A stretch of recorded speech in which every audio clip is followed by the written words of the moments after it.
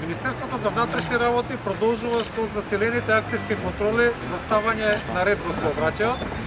Денеска сме во Кочани и Виница и во овие околу 1 час колку што сме присутни на овој терен, значи имаме некаде над 80 санкции, по 40 во Кочани и во Виница. Засилената акцијска контрола продолжува во текот на денот, но и во наредните денови, се со цел ставање на ред во сообраќајот.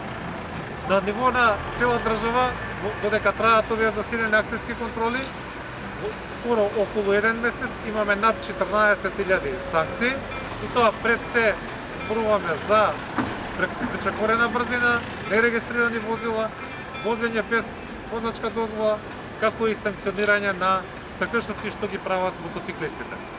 Апелирам до граѓаните на Кочани и Виница, како и на сите граѓани од Република Северна Македонија, заеднички да ги почитуваме правилата и прописите и на тој начин да придонесеме за безбеден сообраќај на улиците и патиштата.